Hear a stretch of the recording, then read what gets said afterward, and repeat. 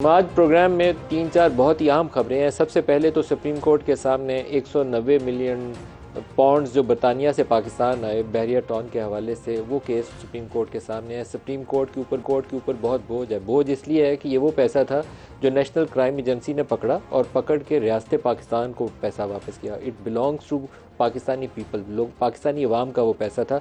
लेकिन इमरान खान की हुकूमत में एक अरेंजमेंट किया गया बहरिया टाउन के रियाज मलिक के साथ, जिसकी पूरी तफसीलात आज तक मेरे इल्म में नहीं है। मैंने कुछ डॉक्यूमेंट्स पढ़े हैं लेकिन अभी भी समझने से कासिर हूँ कि उस वक्त शहजाद अकबर ने कौन सी ऐसी अंडरस्टैंडिंग NCA से की थी जिसकी बिना पे ऊपर ये पैसा सुप्रीम कोर्ट ऑफ पाकिस्तान के उस अकाउंट में दे दिया गया जहाँ रियाज मलिक ने वो पैसा जमा करवाना था, जो उसके ऊपर 460 अरब का फ़ाइन था जो उसने सेटलमेंट करनी थी बहरिया टाउन कराची की।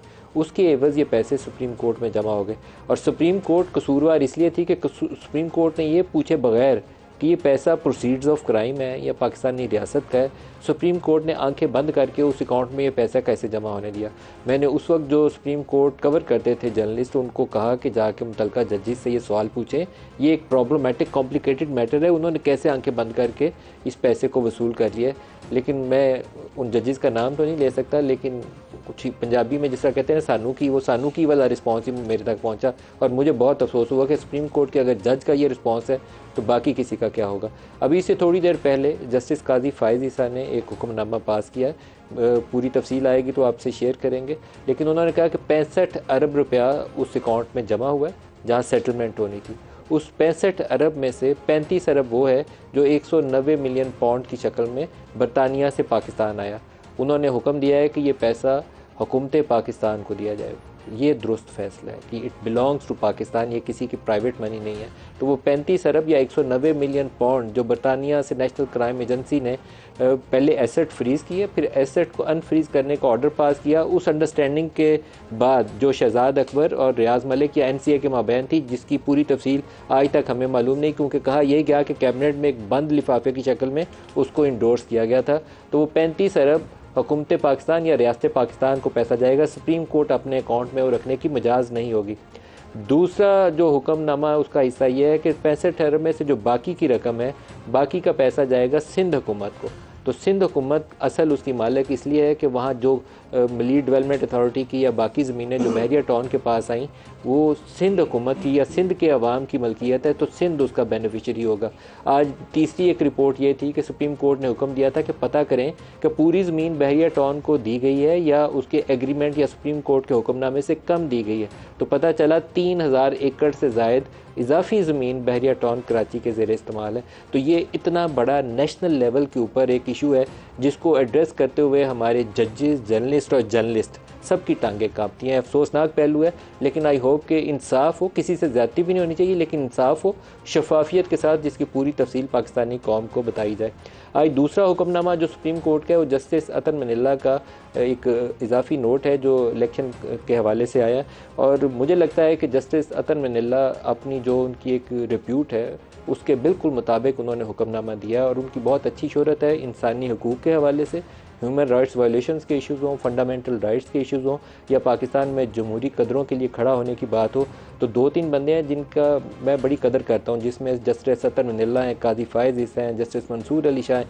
ये लोग हक सच की बात करते हैं। तो आज उनका जो नोट है मैं उसमें से 3-4 नुकात पढ़ूंगा। बड़ा लंबा नोट है, मेरे ख्याल में सबको पढ़ना चाहिए, ख़ासतौर पर सियासी जो कारकुन है ना, उन सारों को उनके वो 41 पेज का ऑर्डर पढ़ना चाहिए, जिससे ये पता चलता है कि पाकिस्तान में किस तरह की वायलेशन हुई हैं। वो कहते हैं कि इंतखाबात में ताख़ीर आइन को मुअत्तल करने जैसा है। ये इतनी बड़ी एक बेसिक स्टेटमेंट है ना कि आप इंतखाबात को डिले करते हैं तो इसका मतलब यह है कि आपने पूरा कॉन्स्टिट्यूशन सस्पेंड कर दिया, जो सिर्फ एक आमिर करता है पाकिस्तान में। वैसे कोई जमहूरी तरीका नहीं है कि आइन को सस्पेंड कर दें। वेरी पावरफुल स्टेटमेंट और बिल्कुल दुरुस्त स्टेटमेंट है।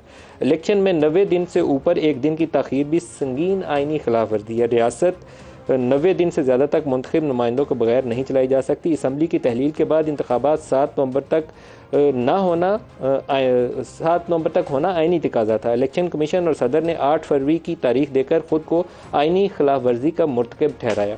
इंतखाबात की तारीख देना आर्टिकल 48(5) के तहत सदर का इख्तियार था। इंतखाबी अमल से अवाम को बाहर रखना बुनियादी हकूक़ के मुनाफी है। निगरान हुकूमत सिर्फ आइन में दी गई मुद्दत तक के लिए होती है। ये भी एक बेसिकली असूल वज़ा कर रही है कि निगरान हुकूमत जो आइनी मुद्दत से ऊपर है वो फिर रहने का उसका जवाज़ ख़त्म हो जाता है। आई होप कि कोई इस ऑर्डर को लेकर, ऑब्जर्वेशन को लेकर सुप्रीम कोर्ट में दरख्वास्त लेकर जाए और पूछे कि अब आइनी जो निगरान हुकूमतें हैं अब उनकी आइनी और कानूनी हैसियत क्या होगी, क्योंकि वो तो सारी अपनी आइनी मुद्दत से तजावुज़ कर चुकी हैं। आगे जाके ये कहते हैं कि निगरान हुकूमत सिर्फ आइन में दी गई मुद्दत तक के लिए होती है। शफाफ इंतखाबात करवाने की जिम्मेदारी इलेक्शन कमीशन की है। गवर्नर खैबर पख्तूनख्वा में 90 रोज़ में इंतखाबात की तारीख ना देकर आइनी खिलाफवर्जी की। KP और पंजाब के दोनों गवर्नर्स ने आइनी जिम्मेदारियाँ अदा नहीं की। इससे जो अगला ऑर्डर का हिस्सा है, आधा हिस्सा तो इलेक्शन के ऊपर और उसके जो तरीक़ाकार की खिलाफवर्जियाँ हुई उसको उन्होंने आइडेंटिफाई किया। इससे आगे जाके वो जजों और जर्नलों के रोल के ऊपर आते हैं और वो भी बड़ा पावरफुल स्टेटमेंट है। वो कहते हैं इस अदालत ने मौलवी तमीज़ुद्दीन केस में नज़रिया ज़रूरत तश्कील दिया और अफसोसनाक पहलू है कि आज तक वो नज़रिया ज़रूरत किसी न किसी जज ने इस्तेमाल किया। ये मैं कह रहा हूँ कि आज तक किसी न किसी जज ने हर सूरत में इस्तेमाल किया। इवन जनरल परवेज़ मुशर्रफ को 3 साल दे दिए थे कि आइन में जितनी तरमीम करनी है वो भी कर लो। तो नज़रिया ज़रूरत पाकिस्तान को कमज़ोर करने और खोखला करने के मुतरादिफ है। जज साहब कहते हैं कि मार्शल्ला को कानूनी हैसियत देने की बुनियाद इसी अदालत ने रखी। मार्शल्ला में जजों के काम जारी रखने का मतलब बगावत की तौसीक है। ये बहुत अच्छी स्टेटमेंट है कि मार्शल्ला में जजों के काम जारी रखने का मतलब बगावत की तौसीक था। सुप्रीम कोर्ट के जजेस ने आइन तोड़ने का अमल दुरुस्त करार दिया। अदालतों ने जनरल ज़ियाउल हक की संगीन खिलाफवर्जी को कानूनी हैसियत दी। 12 अक्टूबर 1999 को परवेज़ मुशर्रफ ने फौजी बगावत से मार्शल्ला लगाया। परवेज़ मुशर्रफ पर गद्दारी का मुकदमा चलाकर सजाए मौत सुनाई गई। लाहौर हाई कोर्ट ने बाद में खुसूसी अदालत को ही गैर कानूनी करार दे दिया। इससे बड़ा मजाक भी पाकिस्तान में कभी नहीं हुआ। आइन के गासिब काबिल एहतसाब हुए बगैर इस दुनिया से कूच कर गए। कोई भी जज एहतसाब और कानून से बालातर नहीं है। गैर मुंतखब निगरानों के ज़रिए हुकूमत चलाना आइन की खिलाफ वर्जी है।